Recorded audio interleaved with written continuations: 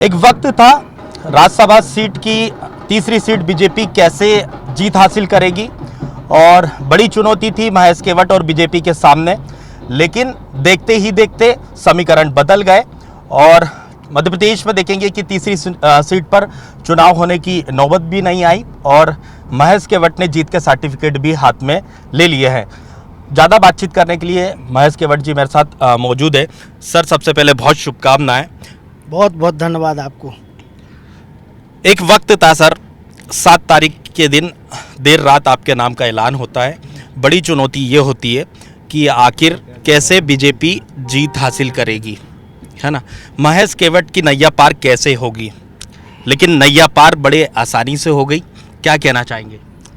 Bharatiya Janata party के राष्ट्रीय नेतृत्व, हमारे देश के यशस्वी प्रधानमंत्री माननीय नरेंद्र मोदी जी, हमारे देश के गृह मंत्री माननीय अमित शाह जी, हमारे भारतीय जनता पार्टी के राष्ट्रीय अध्यक्ष नितिन नवीन जी, हमारे प्रदेश के ऊर्जावान लोकप्रिय मुख्यमंत्री डॉक्टर मोहन यादव जी और हमारे प्रदेश के अध्यक्ष माननीय हेमंत खंडेलवाल जी द्वारा, पार्टी के पूरे नेतृत्व के द्वारा जब हमें राज्यसभा चुनाव में प्रत्याशी बनाया गया, तभी स्पष्ट था कि भारतीय जनता पार्टी के पक्ष में, भारतीय जनता पार्टी की दोनों सरकारों की नीतियों के पक्ष में पर्याप्त मात्रा में जीतने योग्य वोट उपलब्ध भारतीय जनता पार्टी के थे। इसलिए भारतीय जनता पार्टी ने हमें उम्मीदवार घोषित किया था। अब क्या प्राथमिकताएं रहने वाली है सर?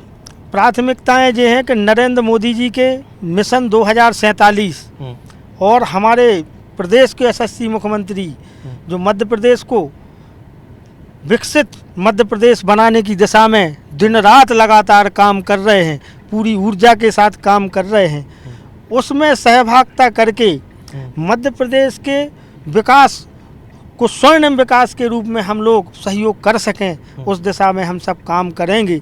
और हमारे नेतृत्व के द्वारा हम जैसे सामान्य कार्यकर्ता को इतने बड़े सदन में इतने महत्वपूर्ण दायित्व देने का अवसर हमें दिया है ताकि हम देश की सेवा कर सकें, और इसलिए मैं उन सब का आभार व्यक्त करता हूं। मन प्रसन्न है, मन आनंदित है कि इतनी बड़ी सेवा, जो जनता की सेवा करने का अवसर हमें मिलने वाला है। जब हम जनता की सेवा करते हैं और तो एक जो आत्मिक आनंद की अनुभूति होती है, उस आनंद से ऊर्जा बढ़ती है और उत्साह बढ़ता है। जनता की सेवा, वंचितों की सेवा करने से जो आनंद की प्राप्ति होती है, उससे बड़ा पुण्य का काम कोई है ही नहीं। पीएम मोदी जी की शुभकामनाएं मिली कि नहीं, बातचीत हुई कि नहीं? हमारे पूरे नेतृत्व ने हमें आशीर्वाद दिया है और शुभकामनाएं दी हैं। मैं उन सब का आभार व्यक्त करता हूँ। सर, देख रहे हैं कांग्रेस भोपाल से लेकर राजधानी दिल्ली तक प्रदर्शन कर रही है, कह रही है कि पहले वोट चोरी होती थी, अब तो सीधे सीट चोरी कर ली गई। कांग्रेस का झूठ पकड़ा गया उस दिन विधानसभा में माननीय रिटर्निंग अधिकारी द्वारा उनकी हमारी आपत्ति पर जो उनने सत्य को छुपाया था और झूठा शपथ पत्र अपने निर्वाचन उसमें दिया था, उस पर मैंने आपत्ति लगाई थी। हमारी भारतीय जनता पार्टी ने आपत्ति लगाई थी। उन्होंने बिंदुवार सुन के पूरे नियम और कानूनों को देखकर उनके नाम निर्देशन पत्र को निरस्त किया था। क्योंकि गलती उनकी थी, झूठ उनके साथ था और सत्य भारतीय जनता पार्टी के साथ था। निर्वाचन आयोग गए, निर्वाचन आयोग एक संवैधानिक संस्था है, उन्होंने भी झूठ को झूठ और सत्य को सत्य सिद्ध किया। लेकिन अब जो कांग्रेस कर रही है वो निश्चित ही गैर संवैधानिक काम है। जिस मामले में सुप्रीम कोर्ट ने उनके झूठ को झूठ मान लिया हो और सत्य की जीत कर दी हो, सुप्रीम कोर्ट के निर्णय आने के बाद तो इस तरह की कोई टीका टिप्पणी करने का शायद हमें तो नहीं लगता कोई अधिकार हो। ऐसी राजनीति जो सुप्रीम कोर्ट के आदेश को ना माने, अब उसमें मैं क्या कह सकता हूँ।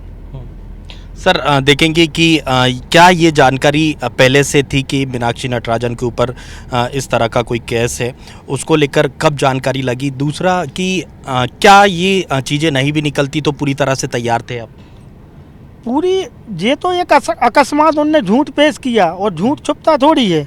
झूठ तो निकल के आ जाता है, तो निकल के आ गया। अब कहाँ से आया कैसा आया, लेकिन उनका झूठ पकड़ा गया और हो गए। अगर ये भी नहीं होता तो भारतीय जनता पार्टी ने जिस दिन मुझे प्रत्याशी बनाया था उस दिन हमारे पास, भारतीय जनता पार्टी के पास पर्याप्त जीत के लिए समर्थन था और उस दिन भी ये तय था कि भारतीय जनता पार्टी के मध्य प्रदेश से तीनों प्रत्याशी जीत के राज्यसभा जाएंगे। तो देखेंगे कि मध्य प्रदेश में राज्यसभा चुनाव में बीते 2 से 3 दिनों में सारे समीकरण बदल गए।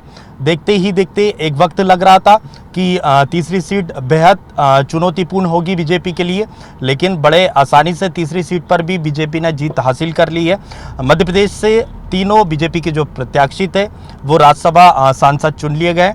कल तक 24 घंटे पहले जो है हम देखेंगे कि महेश केवट को राज्यसभा का बीजेपी के प्रत्याशी कह रहे थे, लेकिन अब वो राज्यसभा सांसद है।